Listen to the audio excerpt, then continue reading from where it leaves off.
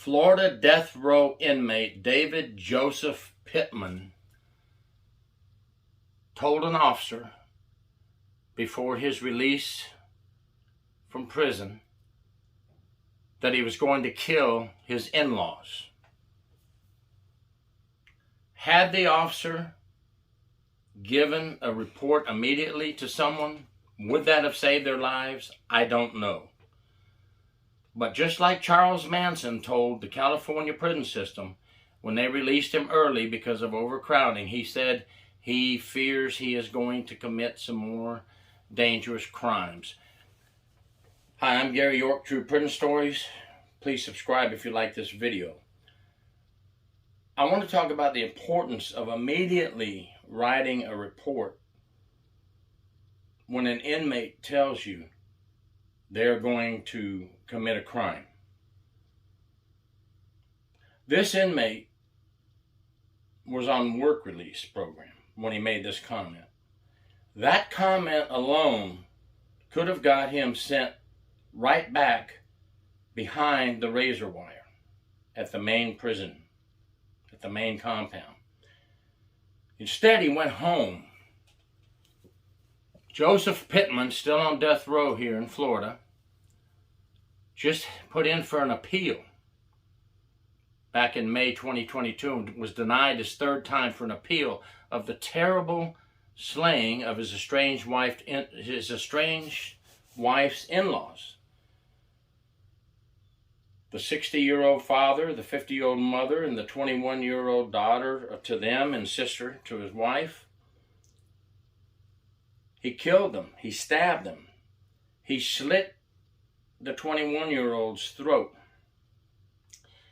She had previously alleged that he'd raped her, but the charges were dropped because she waited too long, according to the state prosecutors, to bring the allegation about. This is just from articles, folks, about that part.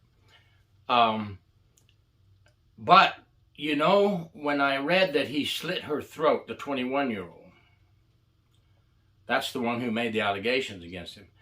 That's a very personable thing. He stabbed the other two to death before setting the house on fire, but he slit the daughter's throat, the one that he allegedly raped. We'll give him that. We'll say allegedly on the rape. There is plenty of evidence pointing to him committing these slayings, even with him admitting he did in the initial arrest, but denying it later in court, denying that he killed these people. But it still turned out that he's on death row for these deaths, but could these people still be alive? And here's some questions I would like to go back and ask. And his defense attorney, I know who that is. He's a local here. The judge has since retired, but I'd like to see who the prosecutor was. Did they ever go back to the Department of Corrections to check any of the records? It has been told by reliable sources that the officer later turned in an incident report and stating that this David Joseph Pittman said he was going to kill some family members. Okay, I don't want a Monday morning quarterback, but let's say this is the way it happened, and I believe it to be true from the sources that told me this the other day. Everybody's retired now, or either gone on to the pearly gates. But the point that I'm trying to get across is Pittman could have been stopped possibly from committing these crimes. So as correctional officers, we must always remember when an inmate makes a threat of any type, and especially a death threat, as in this case, we must immediately write them up and lock them up. And let's get that information out to not just the prison system and in record, but let's get that information out to the public sources, the state attorney, the local sheriff's department.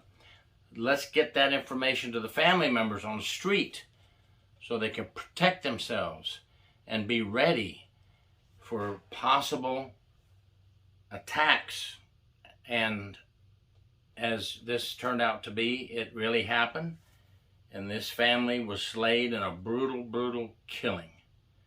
Please remember, lock them up, write them up, and get the information where it belongs. We are sworn law enforcement corrections officers, and we are here to protect and serve, and part of that is never, ever be afraid to write up an inmate and lock them up. If management lets them out, that's on them, right?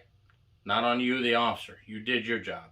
If management does not get that information out to the right places to help stop a possible crime that has been alleged to about to occur, as it did with this inmate, then that's on management as well. But do your job as an officer and get that information written and documented and out there immediately, not after the fact, folks. Thank you very much. Gary York, True Prison Stories. Stay safe.